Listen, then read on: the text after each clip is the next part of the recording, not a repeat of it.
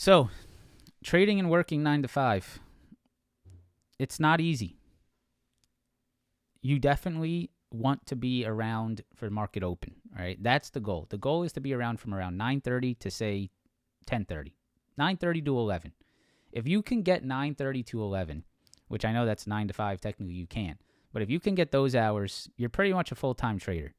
A lot of people think that you need to be 9 to 4, you need to be around the market all day. I can't work because I need to watch the market all day. No. You got to watch the market from 8:30 to 8:30 pre-market for an hour to around 11 o'clock. That's what you need. And if you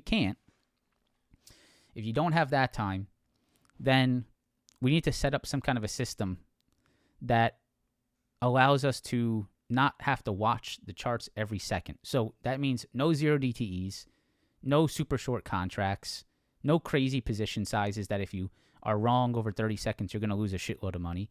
You need to slow it down, right? It's the only way. You got to slow down your trading. So 2 weeks out, minimum, maybe a month out, maybe 2 months out. Trade it as if it's an intraday trade, but trade it with a month out, right? So, hey, I'm going to enter this position. It's a month out contract. I'm going to put an alert down below this level. If I don't get that alert throughout the day when I'm working, then I'm going to understand that the position's still valid. If I get that alert, then I'll take a loss. But at least you're taking a few months out. You're decreasing the volatility, and it's a situation that is not as hurtful. Now, I would definitely tailor your trading more towards swing trading. Now, another major thing that you have to understand if you're trading with a 9 to 5 is you need to understand market conditions. If your market conditions are choppy, like they have been in a channel, you probably don't want to be trading on a 9 to 5. You probably just want to say, hey, I'm not going to focus on trading right now because we're not trending. A trending market is definitely possible to trade with a 9 to 5, right? Because you can absolutely set up multi-day trades that you know are going to be trending, that have clean structure, that could continue, and clear stop losses. Now, if you're trading in a market that gets hit by a Trump news or a Trump conversation in the middle of the day like today, it's going to be really hard to manage, right? That's just how it is. So sometimes it's a matter of understanding market conditions and staying away from them, even as tempting as it might be. One of the greatest things I would say for trading 9 to 5 is to trade shares, right? Have you thought about that? Has anyone thought about the fact that you can actually trade shares? Believe it or not, right? That share thing, that common stock thing that people talk about, you can trade those, right? You don't have to trade options.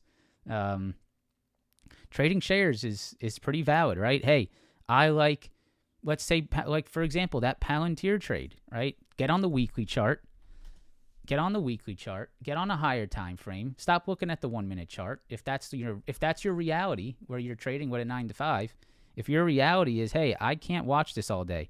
Let me get out on this daily chart. Let me get out on this weekly chart and say, hey, I like this Palantir weekly retest.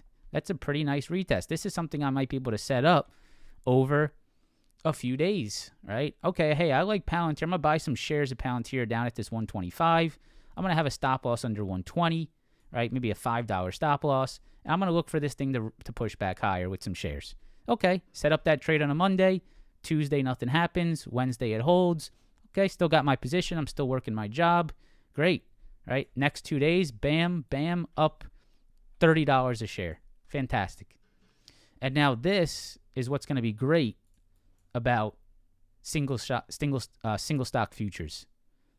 Single stock futures, I think, is going to change the game for a lot of people, including myself. I'm very excited about single stock futures.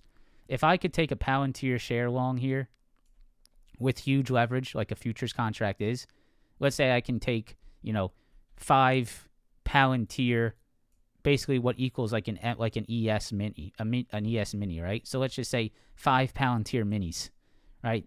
If I can take a 5 Palantir mini here, and I can get, let's just say 1 Palantir mini is 100 shares, right? So I can take 500 shares of Palantir here with very little margin requirement, and 500 shares over 30 shares to $30 a share. That's big money, right? That's big money. What is that? That's $15,000. That's big money. So the single stock futures is going to be fantastic. I can't wait. I can't wait for that.